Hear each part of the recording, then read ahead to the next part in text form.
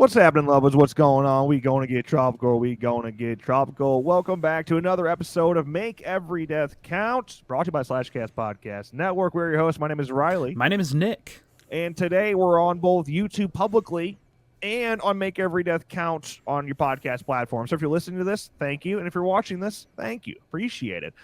For this review, since it's literally on a film that you kind of worked on, but you ended up not being able to make it to set, so it kind of fucking ruined that. But I was on set for, and obviously we both know the process of making the movie. So calling this a review is tough because there's bias. All right, so I'm going to be straightforward with you. There's bias, but I really just kind of want to discuss it. Maybe how certain things were done, or just thoughts on how it came out. I was involved directly with shooting. I was on set. I was the first AC and assistant director. But after we cut cameras, that was it. I was very loosely involved from there. I gave some very, very, very little feedback on some post-production. That was it. But let me do a more formal intro of what we're talking about, because I just kind of went on a tangent there. We're talking about Roseblood, a Friday the 13th fan film directed by written and directed by Peter Anthony, starring the original cast of Friday the 13th Part 7, as this is a direct continuation to Friday the 13th Part 7. And it is an extremely ballsy film, and we'll talk about that. It takes place 13 months after Friday the 13th Part 7. We follow Tina Shepard as she is held and studied at the infamous Camp Crystal Lake Research Facility. Tina realizes that she is not alone. There is, in fact, another new blood, Rose. This story is it's more than just like a Friday film. We're not just going to see Jason the whole time, and we'll elaborate on that further as we go on in this discussion and review. It is a lot about establishing a relationship and a backstory to Tina and Rose. And it's taking the concept that is Friday the 13th Part 7 and basically that Carrie versus Jason story that we know, and making it's like Stranger Things to me in some ways. It's like taking that and making a backstory to those powers and how they can be used for basically war. We're talking just straight war, because they want to use her powers, and not Tina's powers as well, but mainly Rose's powers, to quote-unquote manifest things that could be used in war. The film stars Laura Park Lincoln, Kevin Spiritus, and Terry Kaiser, all of which are in the original Friday the 13th Part 7, which is awesome. But then you have their I call it the flashback part of the movie. You could call it that what you want, but the flashback part of the movie, Snai Lutz is Jessica Hotman coming in as Tina Shepard, David McMahon as Dr. Frederick Sykes, and then Jason Brooks again playing Jason Voorhees, who is Jason in Vengeance, and a lot more other folks that we'll be talking about as we go on in this discussion. But let's talk about the idea first of a direct sequel to Friday the 13th Part 7. It was. I heard that Terry Kaiser was involved in this project. I'm like, but how? But which a lot of people said, he's dead, and seeing it and again we open with Terry Kaiser, and that was definitely ballsy, and it was just written so well, like you got it. You had to pay attention, but you got it and got why he was in this film and why he was there. Dr. Cruz was back. And it was really interesting to see, and that sort of set up, just that one opening, sequence really set up what we're going to see through the rest of this film, which was dope. Yeah, what's nice, you start in present day with Laura Park Lincoln and Terry Kaiser, and you're seeing what Tina is in present day, and you're seeing that she is still very broken after all these years, to the point where she is literally seeing not a ghost, but she's manifesting a ghost of her old psychiatrist. And in a perfect world, we could de-age Terry Kaiser and make him look like Part 7 Terry Kaiser, Dr. Cruz. But I actually kind of like the fact that he's older. It's like he continued to age along with her. Mm-hmm. Even in her own mind, he continued to grow with her. And no matter how old she gets, he's still right there by her side, taunting her. So, yeah, we start off with that. Well, I mean, we really start in the lake. I mean, we start with Jason in the lake. I like the fact, I thought this, because I actually, on set, they were talking about this arm, this zombie arm. I was like, well, fuck, why do we have a zombie arm? What are we making here? And I never saw them shoot that scene. I never saw any of the underwater stuff. No idea what that zombie arm was for. But I just kept I was playing. Peter's watching this. I was playing dumb. I was like, oh, yeah, it looks fucking great. It did look great. I was like, I have no idea what that zombie arm is for. I have no idea what we're doing with that. I'm like, oh, of course, it's Tina's dad's. Like, which is really cool to have that incorporated. The fact that he actually, he drugged Jason down there, and he's still holding on tight after all these years. But we start with Jason and we end with Jason. It's basically Jason goes to hell without really weird shit in between. Yes. So, and then when Jason does show up in Roseblood, it is a lot more than what we get in Jason Goes to Hell. I mean, there's a fucking bloodbath at the end of this movie. The body count is still up to par with any normal Friday the 13th movie, even though we only get to see Jason for that last act. Yeah. Yeah, it was really interesting to see. Yeah. Yeah, just having, the dad hold on, that was a cool touch. And exactly what you said. It does have a body count, even though we don't see Jason until later on in the movie. And it worked. It worked with everything else that the movie had going for it prior.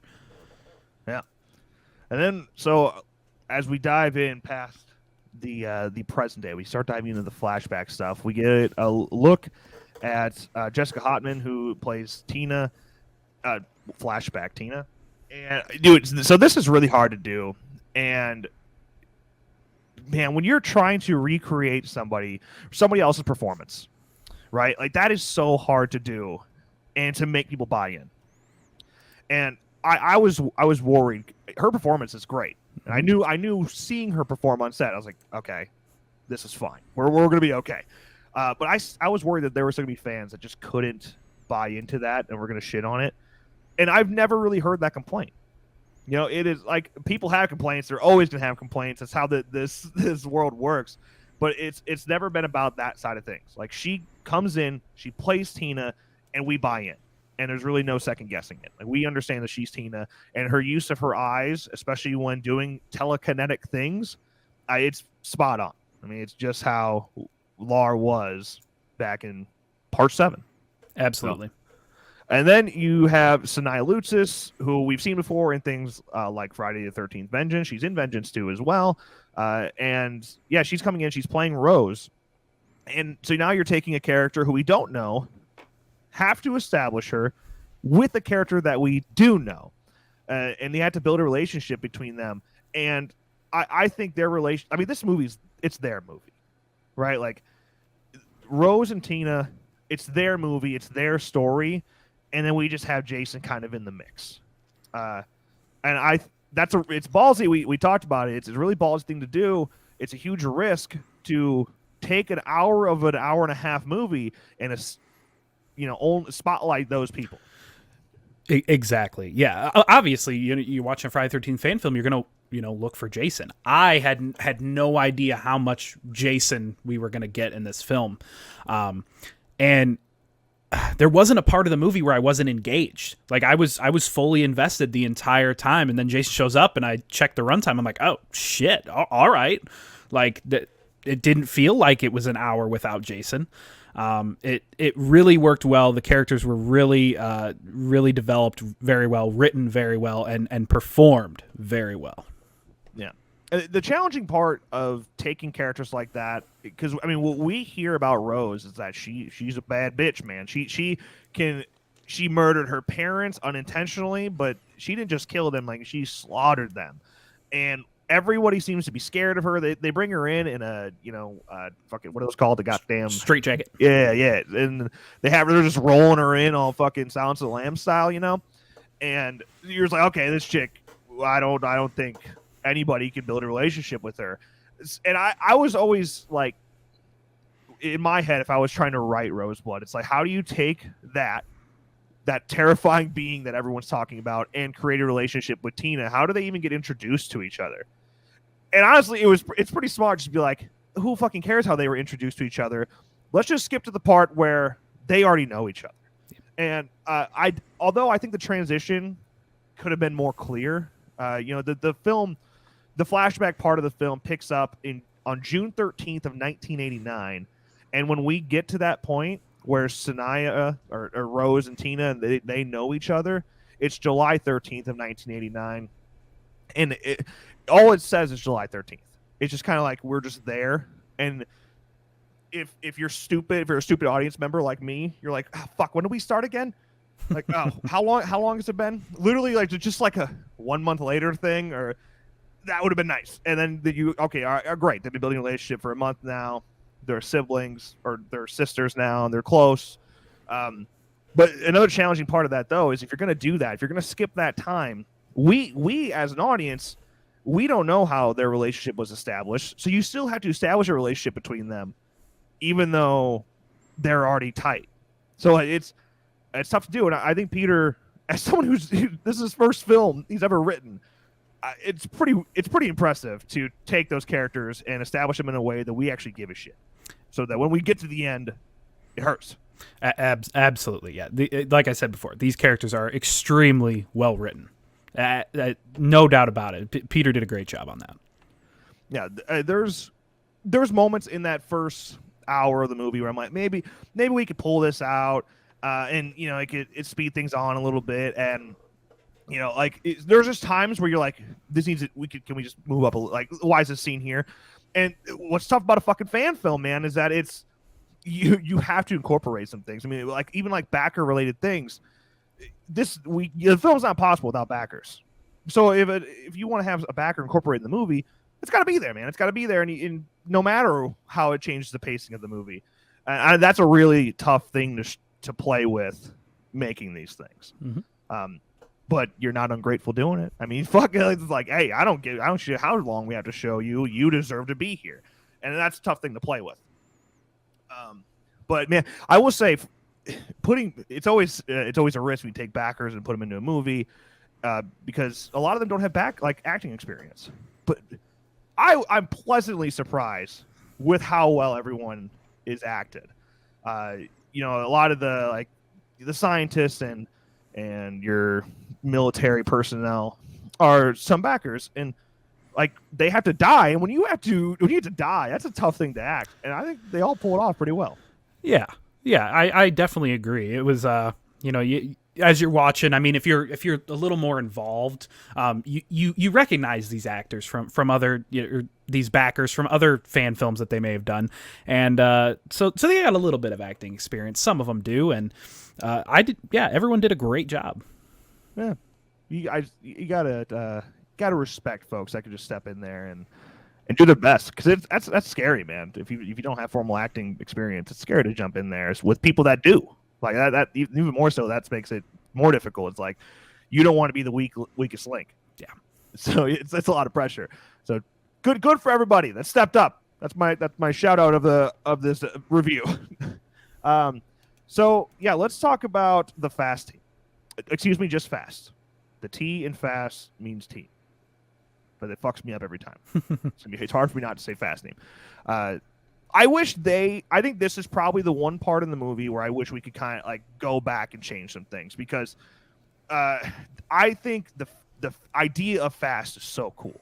I think they're all super well performed. I think they have really cool backgrounds, but yeah, their only real establishment comes from Tommy Lee Driver, who is amazing. He took that role on last second, and he comes in and does the monologue in 2 takes. It was unbelievable watching him do that. And yeah, that's great and all, but I would like to see them have their time to show off how badass Driver explains them to be. Yeah, I was expecting a flashback to Colonel Chase, because he was part of the Fast. I was expecting sort of a flashback, maybe seeing him and Stryker, because the other members are newer, but seeing him and Stryker and maybe an old Fast team. Maybe we get we get to see their training that they talked about. They were in training for a year for this mission. So I was expecting that. That would have been really cool to see. Just a little more establishment of Fast and the members, and see them be badasses more. Yeah, because I think they are. It's a really cool concept. Yeah. And I saw someone mention that I'd like to see a Fast comic book. I'm like, oh yeah, that'd be fucking cool. Oh yeah. So yeah, they ever go that route, that'd be really cool to see. But yeah, if they could just have more time to shine, that'd be cool. But you don't want to extend the runtime too much. But the way it is now, it feels like it's there to stuff a body count, which you don't. I mean, that's of course. Like, of course they're there to die. Like, we get that. And it's the fact that they're so powerful and Jason just dominates them. It reiterates how powerful he is. But yeah, just something in between that shows how great they were. Some Predator style montages would be fun. Yeah. But yeah, on that topic, I guess we can kind of jump in that part of the movie when it comes to Jason. Actually, before we do that, I do want to talk about the Duke. Another really risky decision. Anytime you're bringing in a character that we already know from the franchise and having somebody else do it is really hard. Jaquint, my guy. He first of all, he's a YouTuber. You should go check out his content. Yeah, man, he had to come in and play the Duke, and on the first day when he got in full wardrobe, I was like, holy shit! I didn't think this was gonna work. I was like, I can't believe that he's gonna be able to pull this off. And he does, man. He does a really great job. And I know some people are kind of struggling with it for the same reason I just talked about. But like the way he talks and the timing of his words, it really does feel like the Duke from Jason Goes to Hell. Yeah. And like it's hard when you take a character from a movie that's not even fucking liked. That makes it even more difficult to make him likable in your own movie. Yeah, and he has a pretty cool arc as well. Like he's just doing his job, and when he has this moment with Julian, although it's like we didn't really get a relationship before that, like that's their moment to create a relationship together, and I think for the most part it works. But yeah, it just shows that turning of our character moment, and he gets to be the hero, tries to be the hero, and ends up kind of hitting the fan. But it also leaves the door open for Duke if a sequel were to happen, because my boy's alive. Okay? Right. So see where that goes, which by the way, I have no idea where a sequel is going. I don't even know if one's happening. I know where I know I don't know if it's ever been like straight confirmed one's happening. It literally says to be continued at the end. But right. I mean, there was, towards the end, we get a little something that they could touch on a little bit more, and then right before the to be continued, the post credit scene. That's a big what's going to happen with this if it happens. A lot of cool ways they could go with a sequel to Roseblood 2, or maybe sort of like not an anthology, but not a true sequel. You know what I mean? Yeah. I don't, because of the whole Rose situation. Right. It's let's talk about the ending. Let's just get there. Jason, of course, finally arrives out of the lake due to Project Manifest, and it's shrooms. And the Duke is a very genius doctor who created this drug that enhances the powers of Tina and Rose, and once injected, they can make things rise from the dead. And because Tina has a direct connection to Jason, she does just that. He comes out of the lake, and then yeah, man, shit hits the fan. We start off by kicking out of military personnel through a door, which, by the way, fun fact, I almost did that stunt. That was a tough stunt to do, and to ask him to literally just hey bro, you need to jump through this door. like you can't just fall. You have to launch yourself into the door. Are you cool with doing that? We did one take and it just didn't work. It's like, fuck. I literally told Peter, I was like, if you want to put me in the wardrobe, I'll sell it. Like I'll go. I will break my back for this. But then it's like, let's try another take. I could do it. And He fucking did it, man. It was really well. I was like, dude, everyone cheered on set when it happened. It's like, oh my god, that was good job. That was well done. So yeah, then of course it's a fast moment with Jason, and he picks him off one by one, which is awesome to see. And shooting all of that, can't believe it came together. Like, this is another thing. It's like, shout out to Cody Newton, who's the director of photography, and he was the editor of the movie. Cody was able to block that scene in a way that he had it all in his head already. I mean, he had it all planned and ready to go in his head, which is a very useful thing to have as a director of photography and editor. But like, watching it play out and blocking it, I was like, man, I don't know how the hell it's going to work, and it does. It just does. And yeah, so you wait that hour without really any gore at all, and establishing characters, and then when he does show up, you get a fucking bloodbath right away. I mean, that was the way to do it. Fun seeing Ken Slate die. Ken Slate being picked up into the air and snapped over Jason's knee was hilarious. That was a good one. I like that one. Yeah. I don't even know what my favorite kill is. We'll have to talk about that at the end. Yeah. Make a vote on it. But yeah, and it's fun seeing Cutter, for example, kind of show off some of his blade throwing, and Jason just snapping those away. The old Bessie, and Jason just eating shotgun blasts. It just shows that nothing's gonna take him down, and that makes it fun. Yeah. But yeah, so then Jason eats away the fast team, which by the way, we get the saw blade, the weed eater, I guess is what it is technically called, and because before that we see the whole fast team, she takes a shot with the bullet in it, and then she gets her guts ripped open and the bullet falls out under the ground. I mean, that's fucking genius, and it's so 80s. It is such a like campy. It's a Hatchet thing. That was a Hatchet moment that happened right there. I was like, wow, that again, I was like, can't believe that worked. That worked fucking perfectly. Yeah, and then it's cool the fact like the whole arsenal, whether you want to say it makes sense or not, but them having all of Jason's weapons stored up there and put on display, ready for his return, and basically just using it as like a mockery. And you get to see the Jason X vest up there. And the whole camp, I mean, the Crystal Lake Research Facility in general is straight from Jason X. That's what it used to be back in the 80s, I guess. Which is just fun. It's fun. We're having fun. You can't do that shit outside of a fan film. Like, you can't just take all these things from the franchise and do it outside of a fan film. It just wouldn't happen.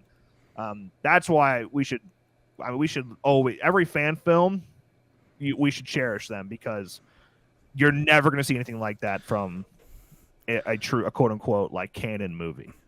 Right. I mean, that's what this whole fan film craze was about. Just a bunch of different people with so many different stories, some original, some picking up after certain movies.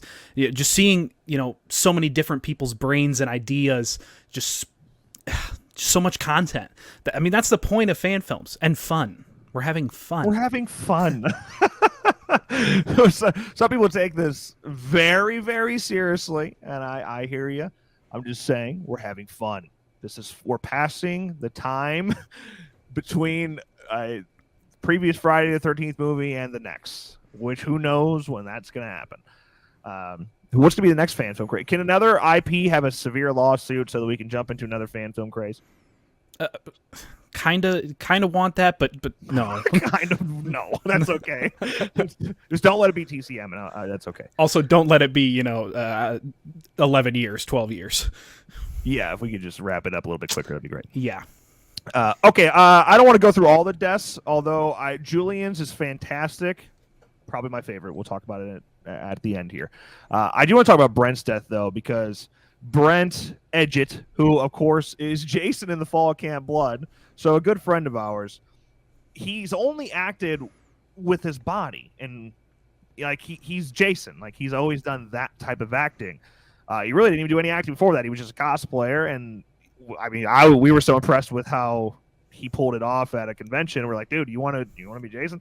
And he did it. And so like now he's been acting physically. Now he has to go in and die, and his death scene is probably the longest in the movie.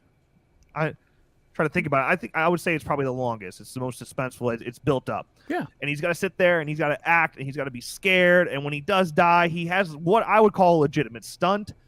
He's got a welded plate around him, and he's got to be pulled through a fucking wall by a guy who can barely see. And then not to mention when I was listening to Peter talk about this the other day, I kind of totally forgot about how that scene was shot. But we had to have Brent go match where he was on the other side of the wall, draw around him, right?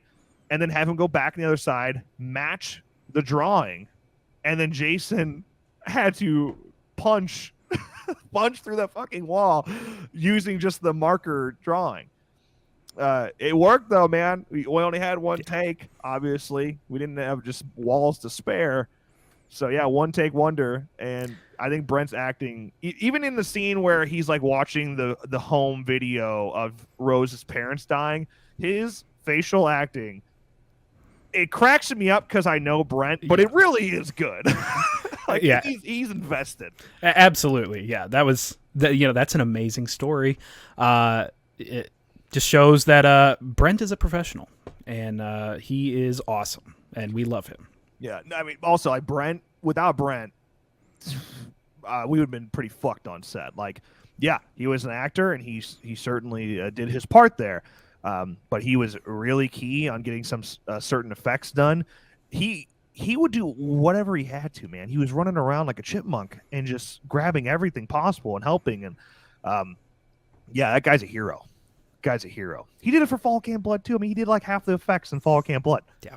Like when we did the last scene we shot for Fall Camp Blood, he does all the fucking effects in costume as Jason. He's doing the effects. He's doing all the makeup. Like, the guy's a hero. He's a legend. So yeah, he was absolutely essential on set of Roseblood, and his performance is great too. Yeah.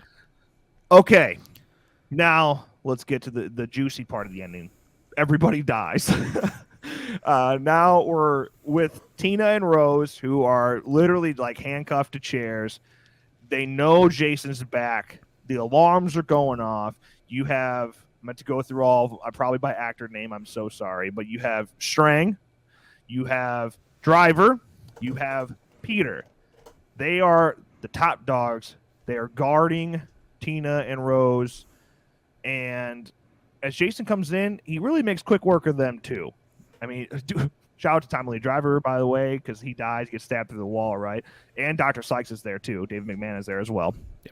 Yep. So he gets stabbed through the wall with a machete, right? And it sucks because his body had to be there until that machete is ripped out. His body has to still be there the whole time. So he had to just fucking sit there, like just pinned against the wall for a long time.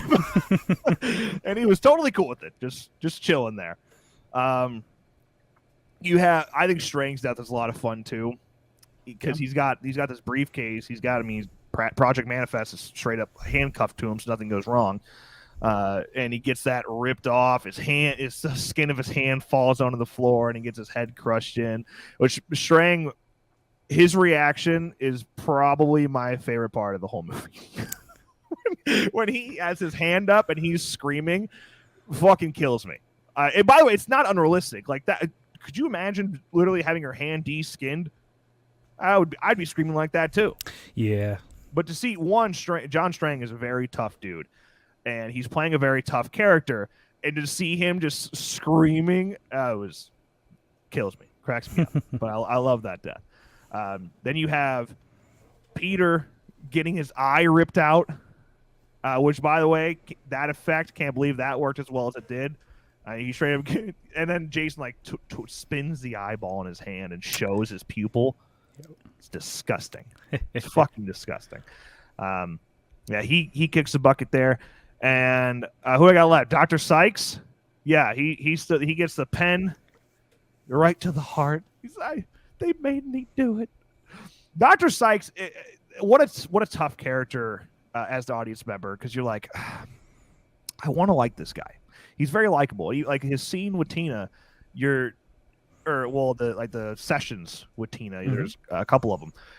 He's seems so genuine to her, and he's being fun. He's putting on the Star Wars mittens, and he's doing his job, but he seems to have a really tight relationship with Tina as well.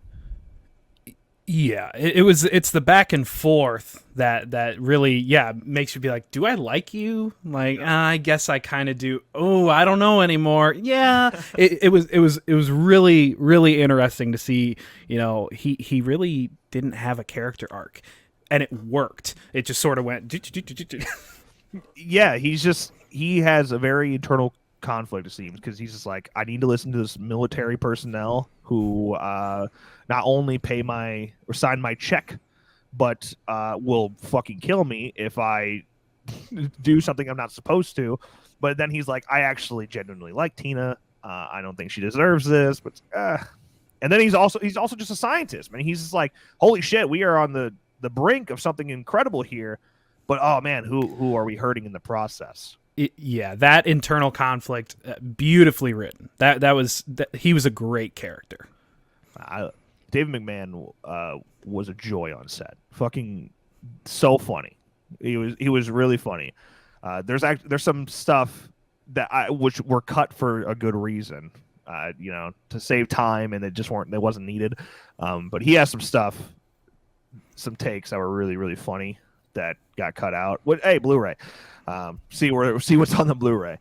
But yeah, he dies, and then it's the showdown. We have Tina Rose and Jason, and Rose uses her fancy telekinetic abilities to inject herself with the syringe, and now she can full blow manifest whatever she wants. And of course, she ends up manifesting the one and only Michael Myers, which I have so many questions about that. And I was like directly involved. I didn't write that scene, but when Peter got that idea, threw it at me, I was like, oh man, that's pretty fucking amazing. But I still don't know why it happened. Like, it's like, so Tina has a direct connection to Jason, and that's why she can manifest him. I understand that. Does Rose have a direct connection to Michael that has yet to be established? And that's why she manifests old boy. And he is manifest earlier. I mean, it's hinted the whole time. She's drawing the picture, and Michael's on the fucking picture she's drawing. He's in the room when he kills all the military personnel. There was a line, and I completely forget who said it, where it was, that was just like, or maybe it was her. She said, they said I killed my parents. Yeah. And then maybe somebody else said something like, apparently she killed her parents. And I'm like, apparently. Okay, then it's Jason. We don't know what was on the home video, right? Like, we only see the reaction from those watching the home video, and I literally don't know what's on that home video. Like, it's too much for the brain to comprehend. But like, I don't think it's Michael, because they have footage of it. Like, I don't know.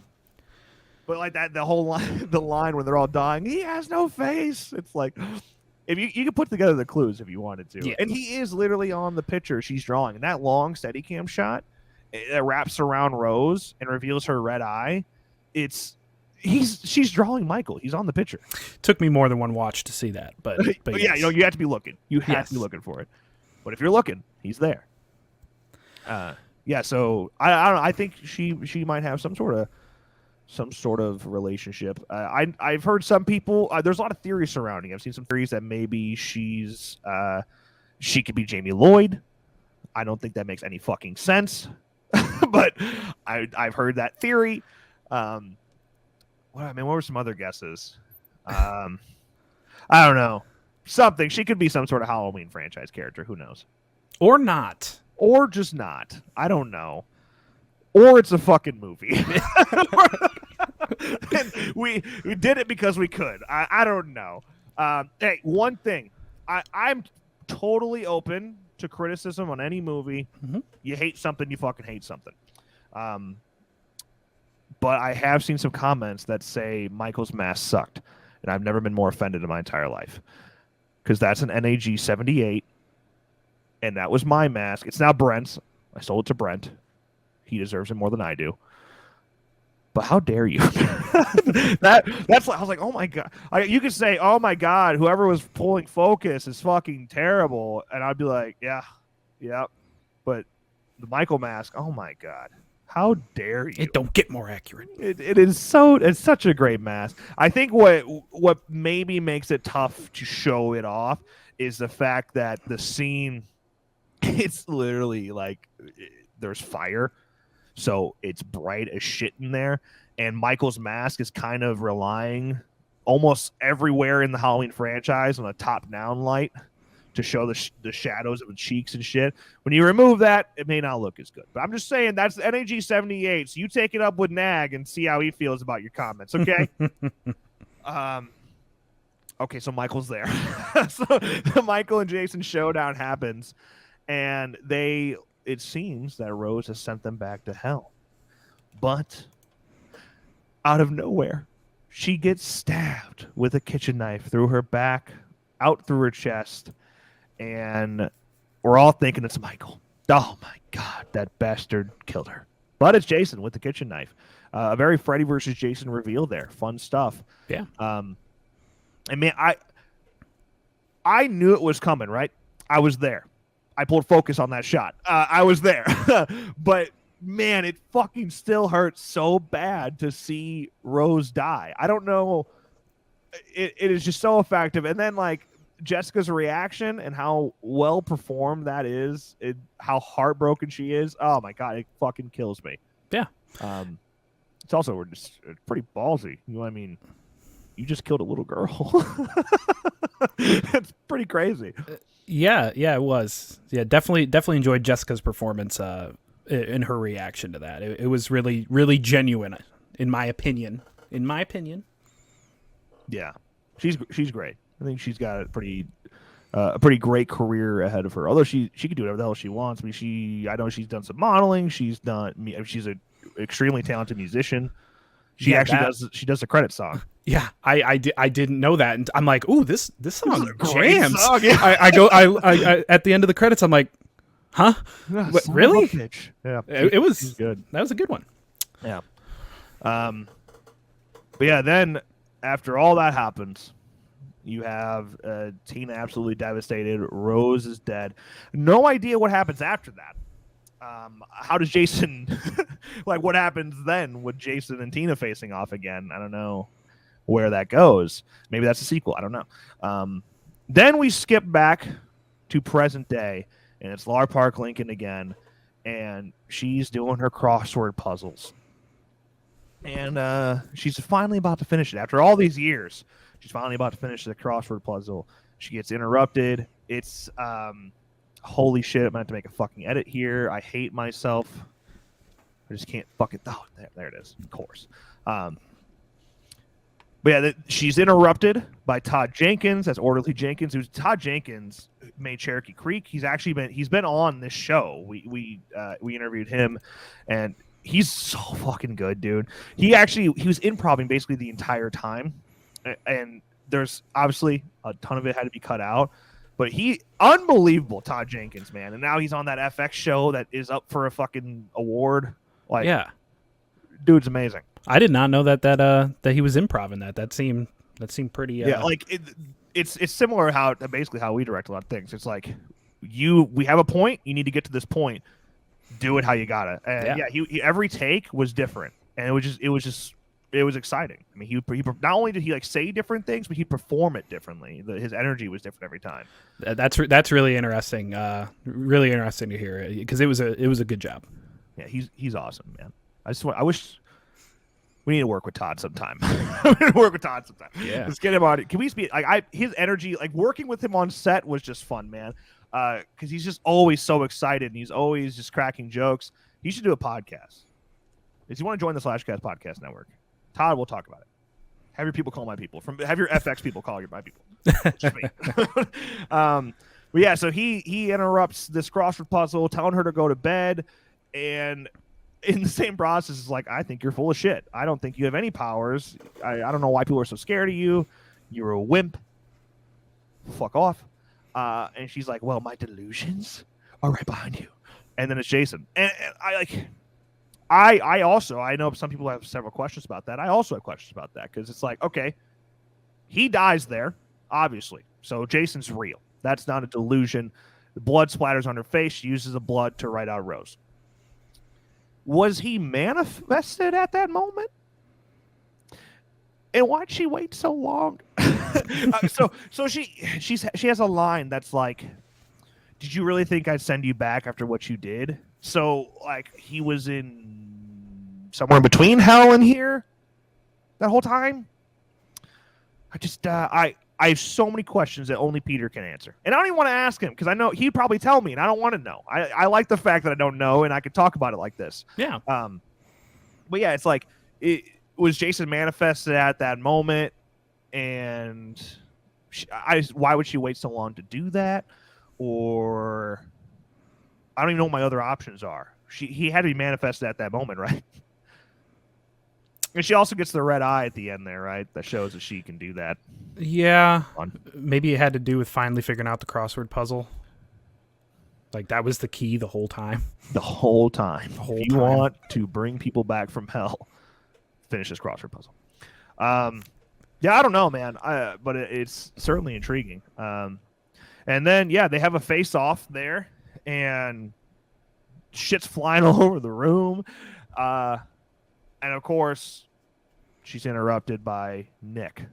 And Nick, after all these years, has finally found her, which forces her to then finish the job and send Jason to hell. And there's a tremendous suspension of suspension of belief? Is that what I'm going for? Whatever the fuck that's called. But we have to accept the fact that at the moment, after all these years, she finally brings Jason back, and it's at that moment that Nick shows up. After all these fucking years of not finding her. So like suspension. It's suspension of disbelief. I don't even fucking know. I just watch movies. So like that coincidence is pretty tremendous, but it works. It's fine. And Nick comes in and is like, "Oh, you're a hard girl to find." And Kevin Spirit does kills me, man. Like he's great. And dude, he's got like, I don't know, so many. What is it? Emmys? Is that the word? Yeah, he's got like 9 Emmys. Sure. He's extremely talented fella. And yeah, he ends up he doesn't save her. He doesn't do shit. He just shows up, and then I guess he takes her away from the Hodder health facility. I think is what it's called. Hodder's mental health. Yeah. He ends up nice. Yeah, right. He ends up getting her from there, and then Jason's now in hell, and of course we get the after credit scene that shows Savini Jason from the hit Kickstarter sensation Friday the 13th, the game. Right. Which I have no idea where Peter wants to go with that, because there's also the to be continued, and it's like, is Savini the next movie? Is that where we're going with that? Is it just going to be another story of, well, you can do more with Rose, even though she's dead? Maybe it's going to be in between present day and the end of Roseblood. Ooh, I don't know. Yeah, that'd be interesting. Seeing, Tina. I mean, you have to get Rose back in there, right? It's called Roseblood. If you're gonna make a Roseblood 2, it's tough to. If you're gonna call it that, if you're gonna call it Roseblood 2, it's tough not to have Rose. Yeah, maybe we have a young Tina Shepard in the interim, Jessica Hotman. Maybe she's manifesting Rose, and they're going on their adventure together. Even though she's dead. Yeah. I don't know, man. I Peter, he's probably got a ton of ideas. I don't know where he's gonna go with it, but I don't know if he'll want me to work on it, but I would if need be. I will be a PA. That's it. Nothing more. Nothing more. Nothing less. I don't even know what's under PA. Is there jobs under PA? Assistant to the PA. I want that job. So Roseblood. a fan film that was shot in like 8 weeks. And again, I have a bias, all right. And whether or not you buy into the story, whether or not I don't know if some things just don't work for you. The whole manifest of Michael, if some things don't work for you, what I will say, it was a ton of people that came together and were a family on set. I've never seen such camaraderie on a set like that, and it had to be shot very quickly. I mean, it was shot in like 8 days, and yeah, it's something to be proud of. And I think every movie is a miracle in my eyes. This shit ain't easy, man. I feel like all films should be respected, even if you don't like them, should be respected. And yeah, I Roseblood is something that I'm certainly proud of to have my name on. Yeah, it definitely had great performances. It was really well written. It was good. It was a fun fan film, and again, that's just what it's about: having so many different people's ideas, getting it out there, making it, actually getting it made, and just having fun while doing it. Exactly. So to wrap this up, I'll share my favorite kill. You share your favorite kill, and I think mine. I probably could change every time you ask me, but I think it's Julian's. And what's funny? I've actually seen some people like complain about this kill, which I think is just unbelievable. He gets his face ripped off and slapped against the fucking window for Duke to see. He just watched his best friend die, and Jason mocks him and puts his fucking face on the window. That is so. It's very Hatchet. Like, I don't know. Some people will say it's unrealistic or whatever. Like, of course it's unrealistic. You can't just fucking rip. So is Jason. Jason's fucking unrealistic. Okay. Like, but God, that's fun. It was a very Hatchet kill. And yes. Dude, like the face, like the prosthetic, that's the Amos effects did. God, their ability to make skin is incredible. By the way, Joseph Caban, he had to shave his face for the first time in forever to do that. To like put all that gooey shit in his face. Wow. So, gotta respect the grind. Old Joe. That I was debating as my favorite kill. I think Sanchez's kill with the bullet at the end falling out, that was just too good. Honorable mention, Brent. Yeah, I think Brent's kill is great. Like, yes. Not only do you have I don't even know what that thing is called, but it's basically like a hockey stick but sharp that goes through him. So you have that direct reference to Part 7. He's holding the birthday noisemaker thing that's also from Part 7.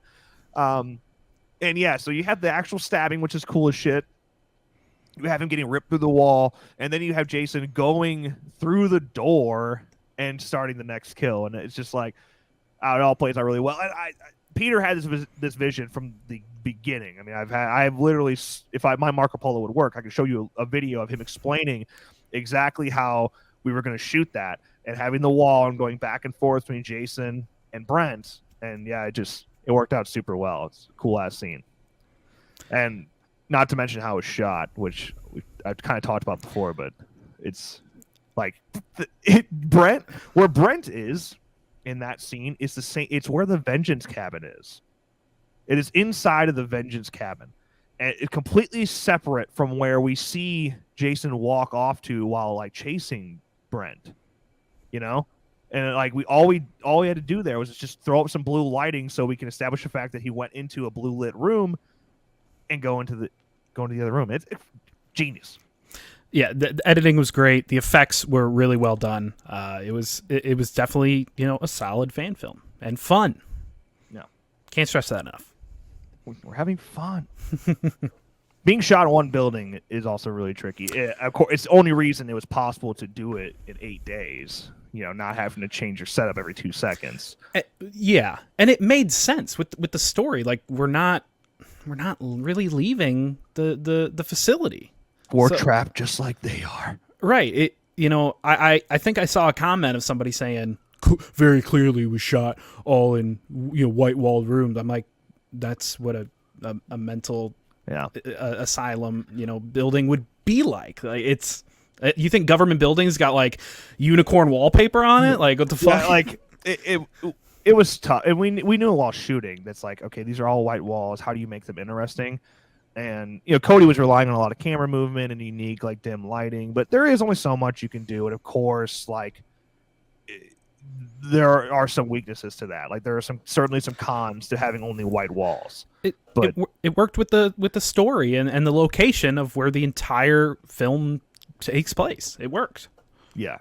And like it all had to be shot in a very specific order just to pull it off, because like the room, the ending room, right, where the manifestation happens, that's the same room as the fast room. So like we had to shoot all the fast stuff and then paint all the walls white, go shoot other shit in the other rooms, then come back to it when all is dry. And it's just like Sean Lutzis and the Lutzis family, it's on like that. It has a lot to do with them. It's on their property. They're amazing. And like half of us on the movie were staying on their property, because I sure as shit couldn't afford to go just chill in a hotel for a week. So yeah, like a lot of shit just would happen if it wasn't for the Lutzis family. And then Sean's crew was the one painting all that shit and built the goddamn thing. So it's like, yeah, shout out to them. They always deserve a lot of credit, all the credit. Absolutely. And then Sean gets to die in the fucking movie, which is so great, man. Like that was kind of last second, but yeah, Sean jumping in there and dying and then saying his daughter is pure evil. It's great. It's fun stuff. And then not to mention Tammy, Sean's wife, who catered. She catered everything. She fed us all like gourmet fucking meals every day. It was an incredible experience. I want to go back. I haven't eaten like that since.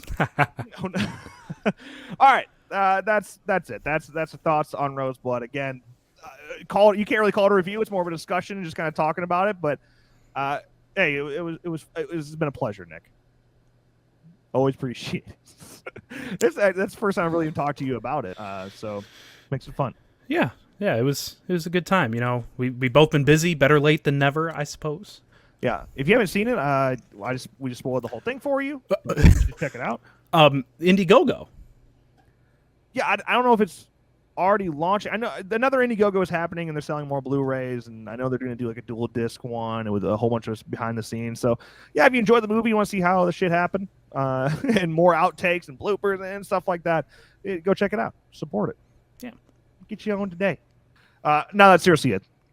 So thank you so much for watching and or listening. Appreciate you, and we'll see you in the next one. Bye. Bye.